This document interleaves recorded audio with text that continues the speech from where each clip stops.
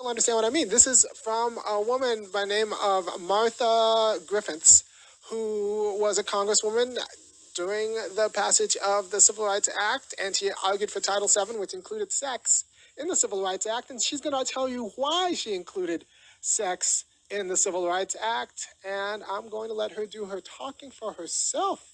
I think you should listen and believe women when they tell you.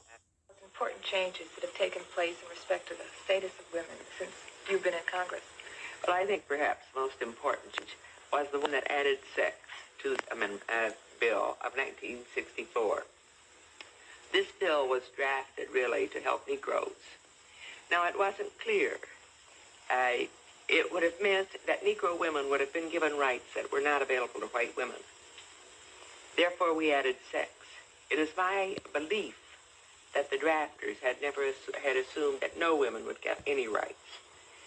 So that I think both white and black women were helped by the bill. It's an important change. So I want to interpret that for you. She's saying that we added sex in order to protect white women from the justice claims of black women. So people like to think, well, you have to think about sex, and you have to think about race, and you have to think about class, and you have to put them all together, and that's how you'll get justice. When really it's a little bit more complicated with that, because if you put them together in the wrong order, sex will be used against race, and that's why, depending on who you talk to, the feminist movement have been so much more successful than actually making sure black people have assets. Because now white women found a way to redirect all of that energy and all of those opportunities back into white communities and do so as a civil rights claim, right? So now the justice claims of white women are now on par with the justice claims of black people, when that should not be the case. You have to do race first, because race conforms everything else, right? I don't the idea that what happens when you don't take that seriously is you get this, right? So this idea of adding sex in the civil rights legislation was first introduced by a Southerner who made this exact point. Tommy Curry is a fantastic scholar who kind of went back and he did all this work, and I'm just kind of going off of thinking through some of what he's already kind of studied and put forth, and he has receipts.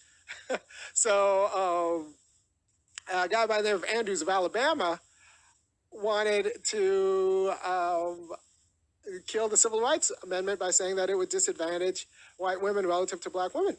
And so Griffiths took that and said we should add sex into the Civil Rights Act also. And you know what happened? It gave a way for white women to take all of the opportunities that was supposed to be made for black people. This legislation was for black people. White women just kind of got in there and ate it and sucked all the marrow out of that bone, right? And, I'm not saying that gender isn't an issue. It needs to be dealt with, but it needs to be dealt with after we deal with the race issue, or separate from dealing with the race issue, not as a way to kind of confuse or conflate the race issue into minorities. I don't understand. Women aren't minorities. They're a majority of the population, and they live longer.